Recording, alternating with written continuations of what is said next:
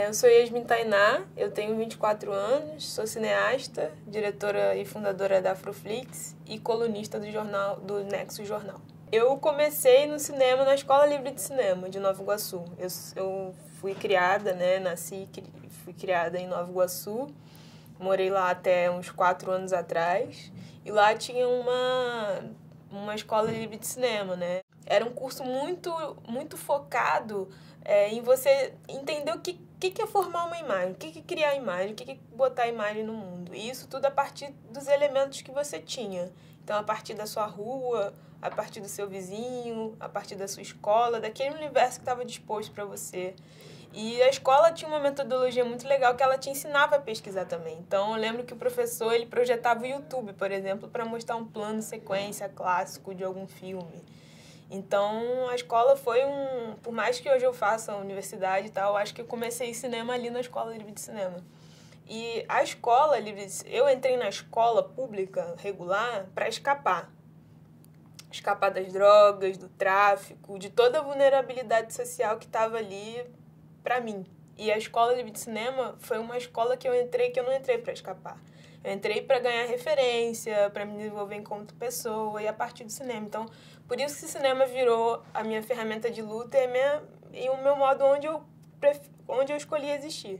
Então, isso influenciou muito, assim, a Escola Livre de Cinema me influenciou, assim, de me entender enquanto sujeito, de me entender enquanto uma mulher, de me entender enquanto uma mulher negra, de entender que eu podia experimentar, que a juventude era esse espaço da experimentação, que o cinema era uma ótima ferramenta para isso, e o cinema deu esse direito de poder experimentar. Meu pai, ele via que eu gostava de ficar limpando os vinis da minha avó e eu ficava escutando. E ele chegou um dia, assim, no camelô lá da minha cidade e falou assim, pô, tem algum filme velho aí? Minha filha gosta de coisa velha. E aí ele levou pra casa um Fellini e o Charlie Chaplin. 2 filmes, um do Fellini e um do Charlie Chaplin. Acho que era Tempos Modernos e o outro não lembro do Fellini. Mas fazia tempo, assim. E aí eu olhei aquele filme, assisti e tal. E na Escola Livre de Cinema que eu fui descobrir que aquilo era um Fellini, o que era Fellini e tal, Charlie Chaplin. Então também essa relação com o comércio ilegal também foi uma forma que eu tive acesso a esses conteúdos, entender o cinema como mais do que aquele cinema pipoca, que você só ia uma vez no mês e tal, uma coisa que eu também poderia fazer. Desde a Escola Livre de Cinema, por mais que isso não tenha sido uma coisa pensada, super elaborada, eu parei para pensar, meu cinema é o experimental. Mas, de alguma forma, desde 16, 17 anos, quando eu comecei a produzir, o caráter de fazer filme sempre foi desse gênero experimental, né? Sempre teve uma linguagem experimental. Então, eu tenho feito cinema dentro dessa possibilidade de pensar performance dentro do cinema, né? Pensar as misturas que as histórias e as narrativas me trazem. Também inverter certas regras e normas, né? Então, por exemplo, eu gosto de dizer que nos meus filmes não vão ter pessoas negras mortas. Eu quero mostrar as pessoas negras vivas, né? Eu acho que não tem problema nenhum o cineasta ou as pessoas que querem mostrar, falar das mortes e tal, mas eu quero falar sobre as alegrias e criar narrativas sobre felicidade. O Ozu, que é um cineasta que eu gosto muito, ele fez um cinema criando narrativa do pós-guerra, né, em que eram narrativas de felicidade, né? Então, de alguma forma, talvez isso tenha me influenciado, olhar isso, mas eu tenho ido muito por esse caminho do experimental. No Cabelo, especificamente, é um filme... Como é um filme é um filme que tem o suporte da performance muito forte, então o elenco é de mulheres negras, né? Não tem homens, é só mulheres negras, cis e não cis, né? Uma mulher trans também negra participou. E por ser histórias sobre racismo vivido por mulheres, o meu trabalho com elas foi muito ler a história, né? Ler o conto, que o filme é baseado no conto MC Cabelo, que foi um conto que eu escrevi também, que é sobre uma menina que se descobre enquanto uma menina negra, né? E esse processo ele não é dado no Brasil, né? Porque você tem uma cultura que ela é completamente muitas coisas foram tiradas dessa cultura. E para você se reconhecer como algo que é negativo, é difícil. Tem um processo, né? Tem um processo de autoestima e tal.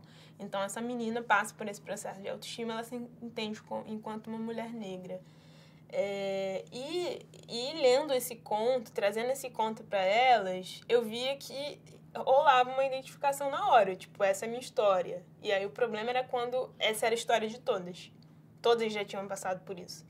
Então, como a performance, ela é muito do que você, do que traz você, foi um processo de direção que ativou a memória do corpo. Então, assim, cara, o que esse jogar creme na sua cabeça te lembra, sabe? E aí ela coloca ali na tela o que lembra, sabe? Lembra... Então, foi muito assim, ativar a memória do corpo, entender que essas histórias de racismo, elas é tão doido o sistema, assim, ele é tão perverso, que ele se reproduz em escalas gigantes. Então, hoje, se uma menina negra está escutando que ela tem cabelo de bombril, há 10 anos atrás eu também escutei. Entendeu? Então, essas ativações do corpo desses processos racistas, elas são muito coletivas e tem muita coisa em comum. A gente consome muita coisa na internet, né? A gente baixa muito filme, a gente vê Netflix, enfim, várias coisas. Então, eu acho que a internet ainda ela tem, acho que é cada vez mais um canal de distribuição, de exibição desses conteúdos, né? Então, acho que a Afroflix vem também muito nessa ideia de distribuir esses conteúdos também, né? Mais do que produzir, exibir, distribuir. Agora eu voltei do Festival de Brasília, a gente fez uma parceria com alguns cineastas indígenas. Então, a Afroflix, a partir de dezembro ou janeiro do ano que vem, ela vai ser uma plataforma para negros indígenas, diretores, produtores, roteiristas ou atores e atrizes negras ou indígenas. Então, eu acho assim que a internet ela é esse caminho de tentar fazer uma distribuição menos... tentar, né, romper um pouco com esses monopólios. Mas eu também tenho tentado em como chegar naqueles 40 e poucos % que não tem internet no Brasil, que também é uma questão.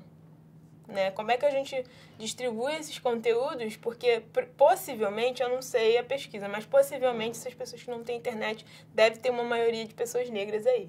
Né? Deve ter uma parcela significativa. Então, como que a gente chega nesses lugares? Então, pensar tecnologias, a gente tem parceria com... É uma plataforma independente, a gente não tem dinheiro, zero. A gente pega o link do YouTube e coloca lá, na verdade é isso, não baixa nada. Então, a gente tem feito parcerias assim, pequenas para entender a plataforma, né, mais madura, né, criar um plano de negócio para a gente se estruturar enquanto uma empresa, enfim. E entender como é que a gente chega nessas pessoas que não têm internet. Então, fazer uma distribuição nesse sentido também, distribuir conteúdos brasileiros ou não nesses lugares que não têm internet.